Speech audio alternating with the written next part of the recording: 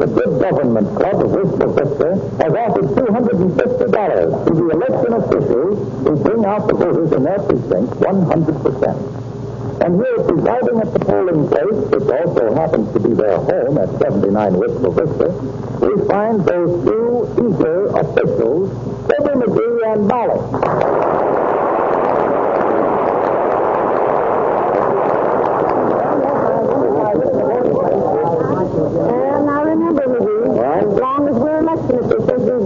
Absolutely nonpartisan. Okay, but we're going to be nonpartisan again. Excuse me, please, President Kitty. I'd like to vote. Why, hello, Mr. DePopulis. Your name, please, Smith. Nicholas Agathopoulos Prometheus G. DePopulis. Oh. What's the G stand for? Junior. And you got the same name as your old man. Oh, no. Papa's name is Jim Nicholas Agathopoulos Prometheus G. DePopulis. Oh. What's the P for? Okay, let it go. Here's your ballot, Nick. Mark it in the other room and fold it and put it in this little box right here. Probably better, Sidney. But if I'd only known it was this much trouble to elect the President of the United States, it's certainly worth it, isn't it?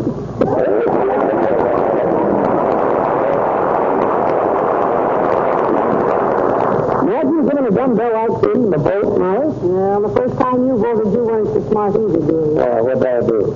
You took a rule in a pair of scissors with you. What? You said as long as you were going to split the ticket, you wanted it to look neat. That was before I knew.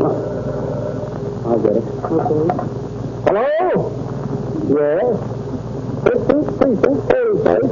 Red McGee speaking. No, we ain't allowed to give out any information. No, we don't know how the voting is going for any candidate. No. Oh, well, you just have to wait for the morning press, I guess. Yeah.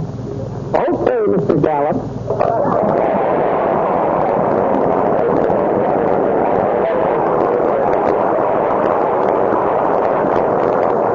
Was that George Gallup? No, sorry, a fellow I used to know in the circus. No.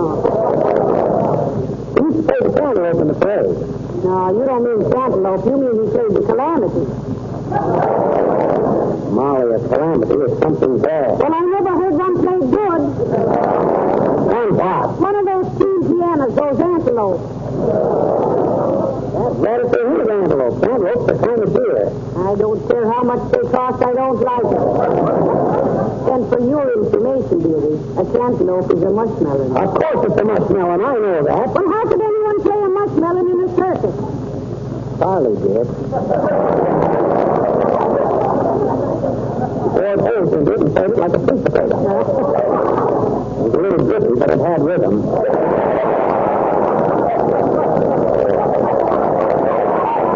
Don't forget one time we played Mr. Walker, Indiana, and Charlie couldn't find a cantaloupe for love nor money.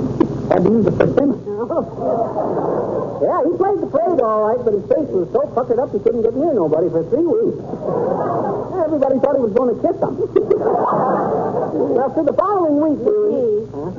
You know what you can get me for Christmas? No, what? A big, beautifully colored, handsomely framed Rand McNally map of that dream world you live in. Now, let's get back to work here. Okay. How many more votes do we need to get 100% turnout? About 22. 22? Yeah. Hey, that's pretty good. Only 22 more, huh? Well, looks like we might win that $250, Molly. Jimmy, wouldn't that be great? Mm-hmm. Wonder how the election's coming on in other parts of the country. Well, search me. Shall I turn on the radio? Well, I was going to turn it on myself, and then I got worried. What was you worried about? Well, that radio of ours is so old, I was afraid we'd get returns from the Coolidge campaign.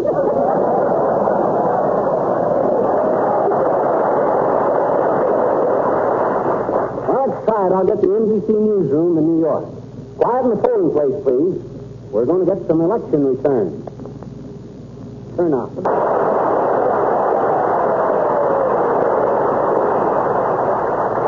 Well, how does it look, Molly? We going to turn in 100% vote in this precinct? I believe we are, McGee. Oh, there's only a few more. Hey, Mr. McGee, how old you got to be to vote? 21, Flanagan. Gee, that's great. I'll bring my son over right away. But, Mr. Flanagan, I thought your son was only 16. He is, but he's heard so many campaign speeches, he's aged 5 years. Oh, it's wonderful wonderful what radio has done for politics, isn't it, dear? Yeah, it is. Used to be a speaker had to get up on a stump to talk. Now they stand in front of a mic and get themselves out on a limb. And Mr. McGee, does one of these voting in here? Yes, one does, Mrs. Uppington. Will one step up to the desk, please? Raise your right hand, Duffy. Oh, must I be sworn in? No, but that dress is so tight, I just wondered if you could do it. Okay, let it down. Now then, a few questions, Duffy, please. Your name? Uppington. Mrs. Abigail Uppington. President? Stucco. Go on, your house is brick. I thought so too until I paid for it. Huh? Then I realized I got stucco. Ooh, how I got stucco. Ooh, nice. That's a very old joke, Mrs. Uppington. This is, it's a very old house. Up in here, hotter than a short order kitchen tonight, you know? You ought to save that material. Indefinitely. I intend to, Mr. McGee. You know, I expect to write Sunday. Oh, and you love it too, Uppy. I remember when I learned to write. The teacher says to me, Enough of this. No ballot, please. Just a moment, Mrs. Uppington. Your age, please. I am just, this is just over 21. oh, now, Uppy, not you. Yes, really I am, Mr. McGee. No, sir. I realize I've had the peace of a young girl. You'd better give it back to her. You're getting it all wrinkled.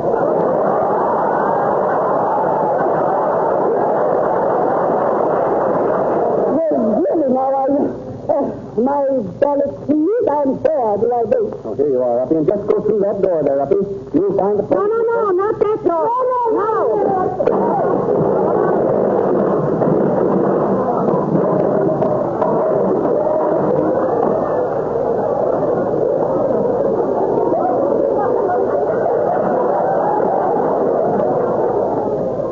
Hey, Molly. Yes? After election, remind me to straighten out that closet. Did you see Mrs. Uppington get out of there? Lovely footwork. Yeah, she's a little lightweight still. Hey, what on earth is that? Look, somebody's making a speech out there. Why, he can't do that. He's electioneering within 100 feet of the polling place. I'll put a stop to that. Come on, Molly.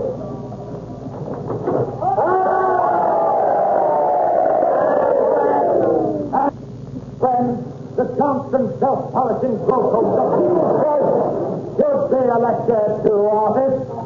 And not only to the office, but to the home. Because it saves hours of housework and is so easy to use.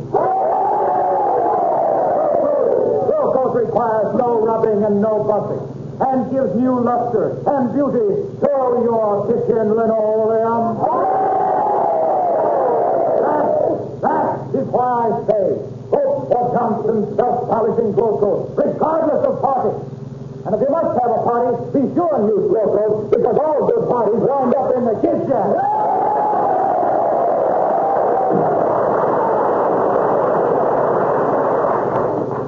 I think I'm going to start carrying smelling salts with me, Molly. What for? Someday Wilcox is going to forget that tricky stuff and simply say, folks, now I'm going to talk about Johnson's Glow Coat. And when he does that, I'll think.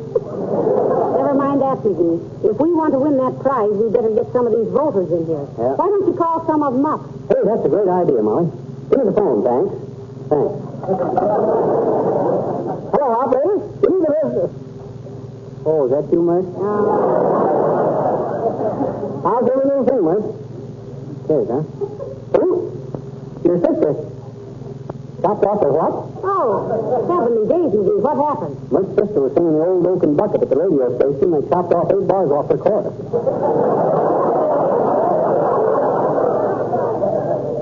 What's that, Mert? Oh, our line is out of order, huh? Okay, Mert. Thanks anyway. Can you imagine that? Well, there's still time for the rest of the vote. Oh, Johnny, hello, darling. Give me a dollar. Yeah, okay, old timer, here you are. A few questions first, though. Here's where we find out how old this fellow, what his real name is, Molly. Yes. Name, please. Okay, old timer, come on.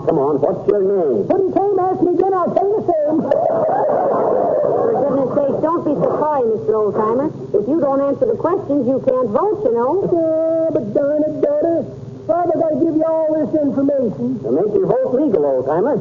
How do you know what's legal, Johnny? Who, me? Yeah. I've been in politics since I was knee-high to a ward dealer, old-timer. Committeeman, alderman, mayor. Why, when I was prosecuting attorney, lawyers from all over the country used to say my pleas to the jury were the prettiest they ever heard. Pretty Please McGee, I was no doubt. Pretty Please McGee, proclaimed by press and public the peerless prosecutor of pilfering pickpockets, political parasites, and perfidious persons performing petty peccadillos, putting prison pajamas on poker players preying on poor punks with peculiar pasteboards and purloining property with prestidigitation, pleading with passionate pathos for poor people in pretty pickles, a public personality with a capital P, but here's more returns from NBC. Incomplete election returns are now available from 40 of the 48 states. And on the basis of these incomplete... Okay there, Bud. Just fold it out and slip it into the ballot box there. You mean this great big box right here, Mr. McGee? Now, that's the one. Thank you, sir. You too, madam. Oh, I'm so thrilled, really. It's the first time I ever voted, and I'm such an admirer of the man I voted for. I put some extra X's on the bottom of my ballot. Kisses, you know. Well, looks like you're going to win that prize, Molly. 3 more people come in to vote, and you can close the book. Good day, my dear. Good day to you, big face. Give me a ballot, please. Okay, here you are, Boomer. And be careful how you mark it. Certainly will, my dear. Can't betray the confidence of the people who bought my vote. Now, let's see. Where I put those instructions. Had them here just a moment ago. Here's a deck of marked cards. Going to play a little rummy tonight, if he shows up. Letter from my dear old father from Vinegar, South Dakota. Says he takes his morning constitutional by walking 50 times around the jail. Yes. Round and round the vinegar jug pot goes. The weasel. Oh, yes, a couple of badly made counterfeit silver dollars. Caused me a great deal of embarrassment. Got a letter from the government telling me I'd have to get the lead out. And a check for short beer.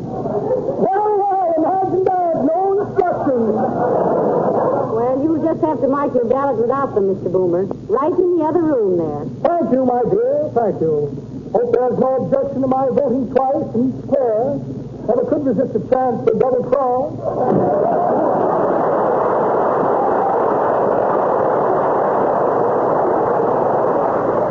That guy's been on so many police blotters, he writes his name backwards. Well, I'm glad he came in to vote anyway. Only 2 more and we've won $250. Only 2 more, Molly. I bet we're the only precinct in the United States that voted 100%. I lived in one once that voted 425%. It was a wet neighborhood, and we had a bunch of floaters. Oh, hi, McGee. Hello, Mrs. McGee. Hello, Mr. Gildersleeve. Come right in. Yeah. Oh, hi, Gildersleeve. Glad to see you. What did you come in here for? The vote. Fine. Here's a ballot. Here's a pencil. Just take it in the next room. Oh, wait a minute. Don't rush me. Shucks, Gildy, you got a vote. Who says I got a vote? I'm an American citizen, McGee. Huh? Nobody can make me vote. Well, then what'd you come in here for? The vote. Good. Here's a ballot. Oh, you don't. You can't rush me into this. Rush you into this. Now, look, Gildy, as one American to another, I appeal to your patriotism. I appeal to you. Don't you raise a flag at me either, McGee. My forefathers were in this country long before yours. Oh, is that so? Yes, it is. My mother had 12 sisters in the VAR. Now, I knew you had aunts, Gildersleeve, but I didn't know what they were in.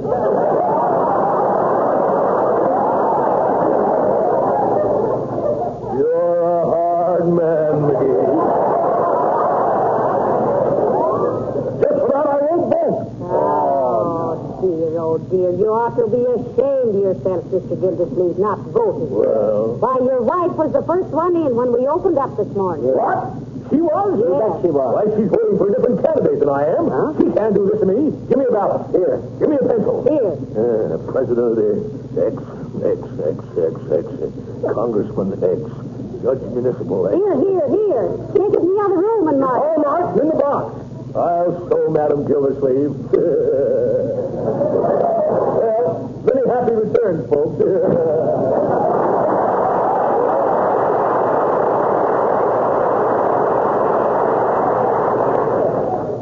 Many happy returns. Of all the corny... Oh, heavenly days, McGee. Look. Huh? Look what time it is. We have to close the polls in exactly 2 minutes. Oh, but we can't. There's still one voter that ain't come in. Nevertheless, we have to close. We've got to keep it legal, you know. Oh, but he can't do that, Doc. He's cheating us out of $250. Oh, come on, Bud. Whoever you are. That rat of luck. If you don't show up within 2 minutes, we're... Hey. Good evening to the both of you. And a very good evening to you, sir. Hurry, McGee. here you are, Bud. We'll just skip the questions. You only got a minute to make out your ballot. We've what? Your Vanna, don't stand there and argue. Hurry up. The voting booth is in the other room. We'll check your registration afterwards. I'm not here to vote, McCusker. Huh? I'm from the city hall. Come to take your ballot box. Oh, dear. The polls are closed. Good night to you.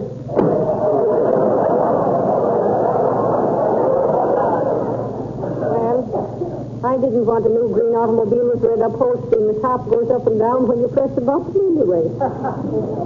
Oh, McGee, darling, don't take it to heart, so. I can't help it, Molly. Oh, now, just because some stupid, short-sighted, irresponsible, un-American rapscallion forgot to vote. Please, Molly, don't talk like that. He ain't really a bad guy. What? You know who it was? Yeah. Who? Me.